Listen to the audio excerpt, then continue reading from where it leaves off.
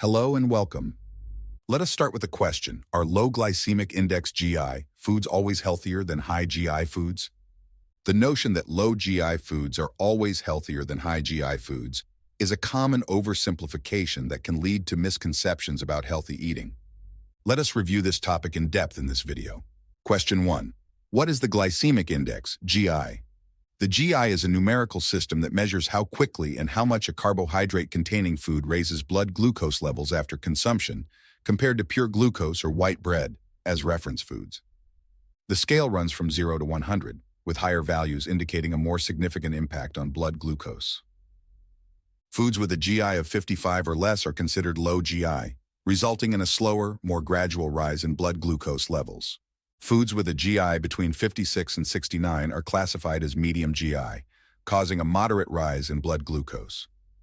Foods with a GI of 70 or above are high GI, leading to a rapid spike in blood glucose levels. Question 2. What is the usefulness of the glycemic index?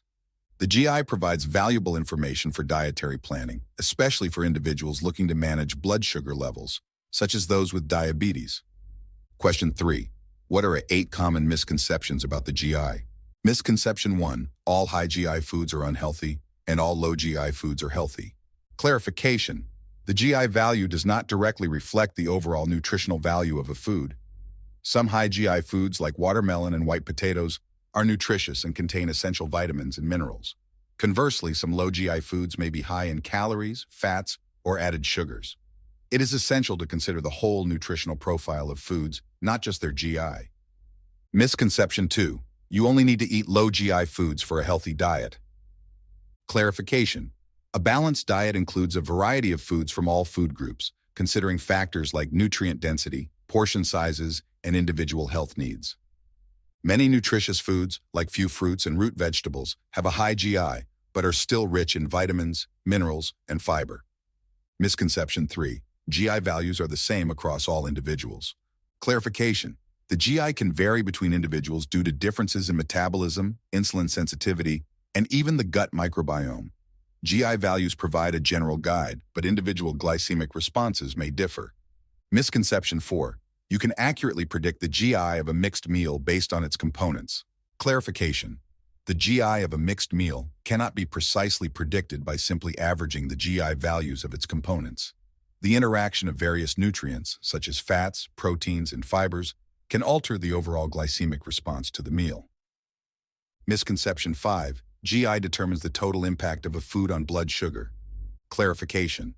The GI measures the relative speed of the blood glucose rise, not the total increase in blood glucose, which depends on the amount of carbohydrate consumed. The glycemic load, GL, is a related concept that considers both the GI and the amount of carbohydrates in a serving to provide a more comprehensive assessment. Misconception 6. Only carbohydrate content affects the GI of a food. Clarification. Other factors such as food preparation, ripeness, processing, and what the food is eaten with can influence a food's GI. For example, cooking methods can alter the GI, and consuming fats or proteins with carbohydrates can lower the glycemic response. Misconception 7. Foods with low GI can be consumed in unlimited quantities. Clarification. Portion control is crucial even with low GI foods. Consuming large quantities of any food, regardless of its GI, can lead to weight gain and other health issues. Misconception 8. GI is irrelevant if you don't have diabetes.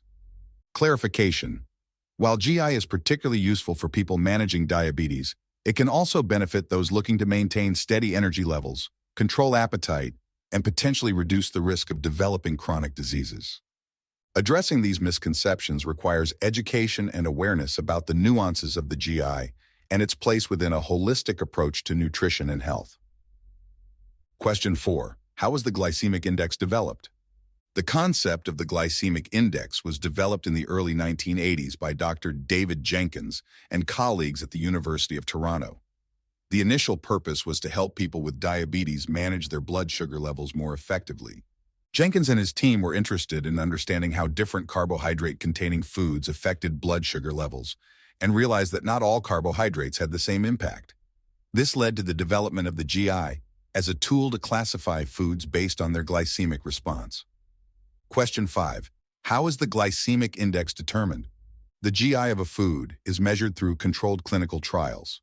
The standard procedure involves the following. Step 1. Selection of test subjects. Typically, healthy individuals are selected to participate in the GI testing process. However, studies may also include people with diabetes to understand how foods affect their blood glucose differently. Step 2. On the test day, participants consume a portion of the test food containing a fixed amount of carbohydrates, usually 50 grams of available carbohydrates, after an overnight fast.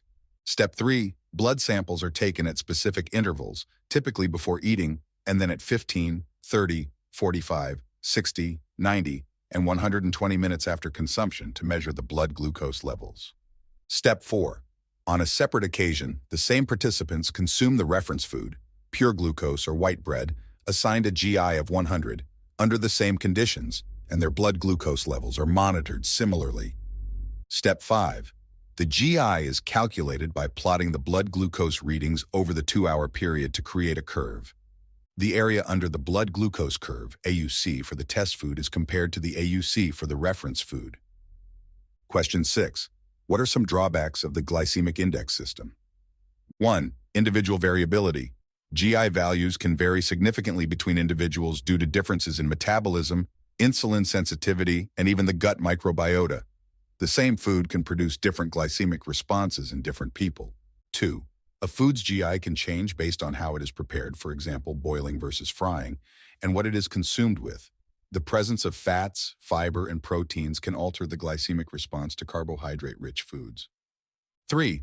The GI can vary for fruits and vegetables depending on their ripeness and variety, leading to inconsistencies in GI values.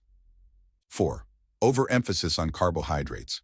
Focusing solely on the GI might lead to neglecting other critical nutritional factors, such as the overall nutritional value of foods, their fat and protein content, and the presence of vitamins, minerals, and phytonutrients. Due to these limitations, the GI is recommended as one of several tools for making dietary choices, considering the broader context of overall dietary patterns, nutritional needs, and individual health goals. Lastly, the question we started with, are low GI foods always healthier than high GI foods? While the GI is a valuable tool for understanding how different foods affect blood sugar levels, here are 3 other factors to consider. 1. Nutritional value of food. A. Some low GI foods are highly processed with added fats and sugars to lower their GI, which does not necessarily make them healthier. Conversely, some whole and nutritious foods, like certain fruits and starchy vegetables, have a high GI but are rich in vitamins, minerals, and fiber. B. Macronutrient balance. Foods comprise carbohydrates, proteins, and fats. The GI only measures the impact of carbohydrates on blood sugar levels. 2. Dietary context. A. The GI of a particular food can change when eaten as part of a mixed meal that includes fats, proteins, and other fibers. These combinations can slow the absorption of carbohydrates, reducing the overall glycemic response. B. Portion size and frequency. Consuming large portions of low GI foods can still lead to excessive calorie intake and potential weight gain. 3. Your metabolism. Active individuals or those with faster metabolisms may process carbohydrates differently, diminishing the practical impact of GI on their overall diet. Conclusion. Rather than focusing solely on the GI, looking at the bigger picture is essential, including foods' nutritional content and how they fit into one's overall dietary pattern. Disclaimer. This video is for informational purposes only. None of this should be considered medical advice. Thanks for watching. Your comments and suggestions are greatly appreciated.